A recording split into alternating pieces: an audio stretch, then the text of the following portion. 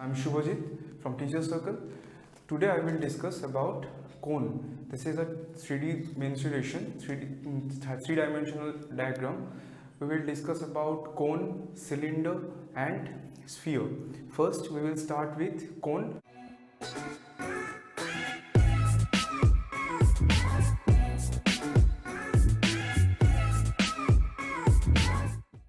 What about cone?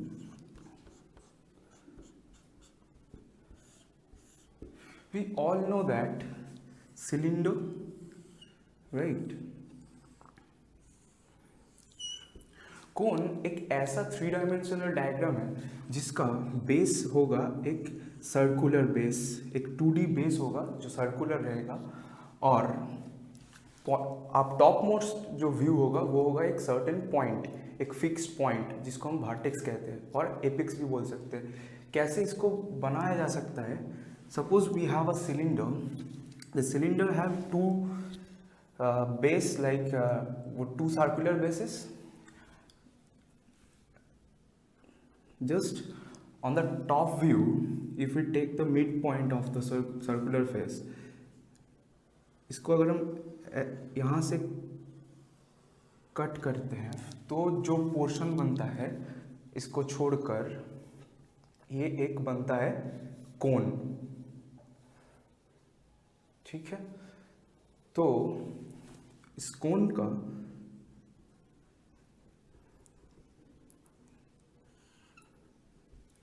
this will be the height of the cone and this will be the radius of the base, right? This is the height and this is the radius, right? And this part is known as slant height.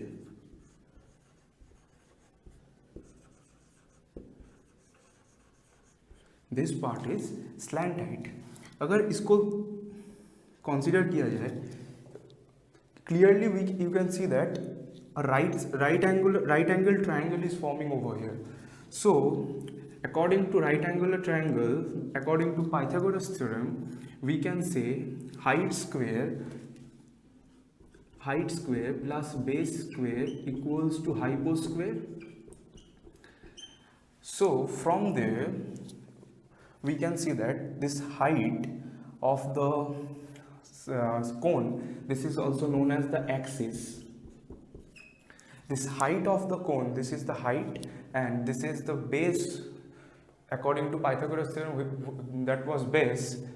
Here this is the radius. So height square plus radius square, this is equals to L square. L square means what? Slant height of the cone. This is it.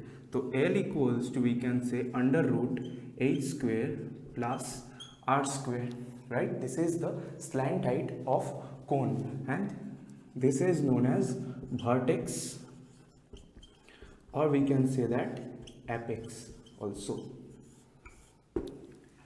right? We'll discuss about the basic formula of cones. First move on to the curved surface area of the cone. Curved surface area मतलब क्या होगा? This curved portion, right, without circular base, this portion will be the curved surface. तो इसका area क्या होगा? इसका area होगा pi R L. This L is for slant height. और स्लैंट हाइट कैसे निकालते हैं? कुछ देर पहले डिस्कस किए हम लोग कि slant height equals to under root height square plus radius square. So this is the curve surface area pi R L and R is the radius. Next is the total surface area, right? Total surface area. What is total surface area? Total surface area मतलब एक कोन में कितना structure है, मतलब ये curve surface है जो conical section दिख रहा है तुमको, और नीचे वाला एक हिस्सा है जो एक सर्कुलर बेस है, उसका भी रेडियस लेना पड़ेगा तभी जाके टोटल सरफेस एरिया बनेगा. तो टोटल सरफेस एरिया क्या होगा? मतलब तुमको एक कर्व सरफेस एरिया तो लेना ही लेना है, उसके अलावा एक एडिशन करना है ये सर्कुलर बेस का जो है, सर्कुलर बेस का रेडियस, सर्कल का रेडियस हम सबको पता है क्या होता है, pi R square, right. Circle का रेडियस क्या होता है, pi R square. So total surface area जब लिखेंगे हम लोग, मतलब pi R L plus pi R square, and taking pi r common over here, L plus r, this will be the formula of total surface area। तो इसके मतलब curve surface area और total surface area दोनों में confuse मत होइएगा। Question में यही गलती करते हैं ज़्यादातर लोग। ध्यान रखिएगा कि कर्व सरफेस एरिया जो होगा पाई आर एल, और टोटल सरफेस एरिया जो होगा, दोनों सेक्शन को ऐड करना पड़ेगा, मतलब कॉनिकल सेक्शन जो है और सर्कुलर जो बेस है उसका भी एरिया लेना पड़ेगा, pi R L plus pi R square, taking pi R common, L plus R. Okay, next we need to know that the volume of the cone, right? Volume of the cone. What is volume of the cone? This is 1/3 pi r square h, 1/3 pi r square h। Volume का मतलब क्या होता है, volume होता है area into height. यहाँ पे भी वही हो रहा है, pi R square, this is for area of circular base and this is height. Clear? So the formula of volume, this is 1/3 pi r square, 1/3 pi r square h. First problem is that the volume of a cone, volume of a solid cone, this is given here, volume given here 600 pi centimeter cube, and the diameter of its base, मतलब cone diameter दिया हुआ है base का, diameter कितना दिया हुआ है, D से डिनोट कर रहे हैं हम लोग, तो d equals to 30 centimetre. So r equals to what, r equals to 15 centimetre. Alright, they are asking for total surface area of the cone, total surface area, ठीक है ना। टोटल सरफेस एरिया का फॉर्मूला भी क्या देखें हम लोग, pi R L plus pi R square.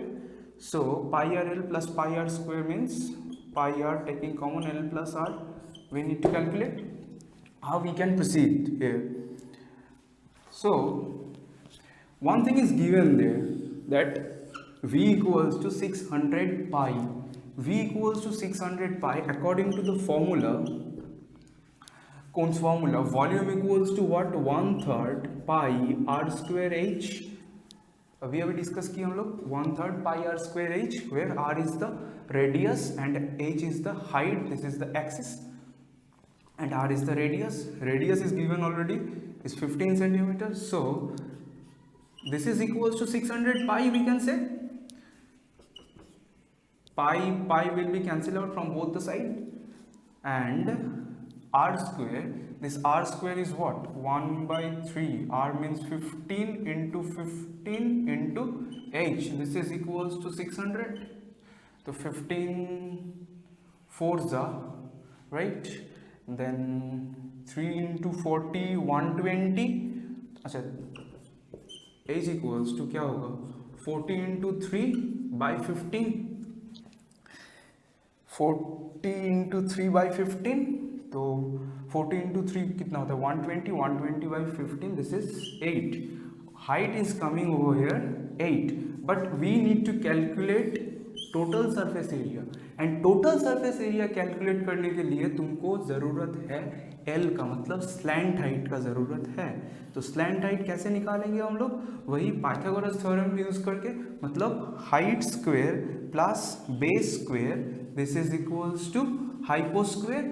So what is height square here, 8, L square equals to height square, that means 8 square plus base, this is 15 square, right, this is 15 square. So 64 plus 225, 64 plus 225, how much, 9, 8, 289, so L is coming 17, basically plus minus 17, लेकिन slant height तो negative में नहीं लेंगे हम लोग, तो इसका positive value लेंगे। एल इक्वल्स टू कितना है 17 आया। तो अब कैसे कैलकुलेट करें, सॉरी सिंपली वैल्यू पुट करते हैं फॉर्मूला पर। टोटल सरफेस एरिया जो बनेगा दिस इज पाई, आर कितना है, आर 15, एल कितना आया 17 आया, 15 plus 17 centimetre square, so pi into 15 plus 17 कितना होता है 32। अब इसको मल्टीप्लाई कैसे करें, सिंपली 15 का 30 टाइम्स कर दो। 15 का 30 टाइम्स कितना होता है 450, और 15 का 2 टाइम्स कितना होता है 30, 480। That means answer will be 480 पाई। अगर क्वेश्चन में पाई के हिसाब से पूछा गया है तो तुम पाई के हिसाब से आंसर रख सकते हो, लेकिन यहाँ पे अगर पाई नहीं रहा तो तुमको पाई इक्वल्स टू 22/7 आई और 3.14 पुट करना पड़ेगा। यहाँ पे क्वेश्चन में 600 पाई गिवन था, तो उसके हिसाब से कैलकुलेशन कर लिया हम लोग। Let's move on to the next example. Question is given here, if the radius of the base of a cone is doubled. Question slide में आ रहा होगा, तुम लोग देख सकते हो। If the radius of the base of a cone radius जो है, रेडियस को डबल किया गया, मतलब let R1 this is small r and R2 मतलब after changing it is becoming doubled twice of R, and the volume of the cone is 3 times the volume of the original cone. That means in first case this is V, and after changing the radius volume becomes 3 times of the original volume. Volume becomes 3 times of the original volume.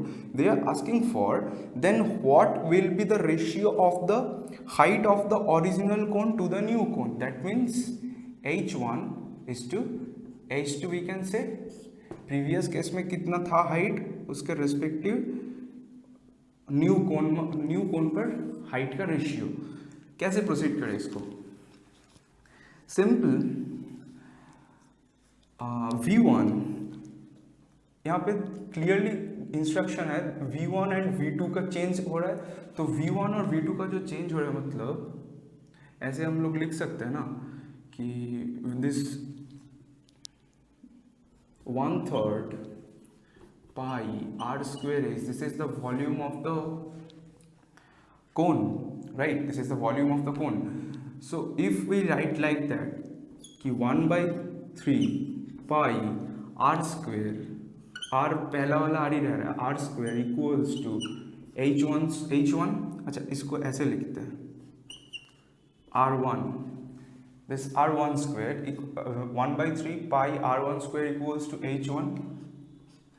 So this is what, this is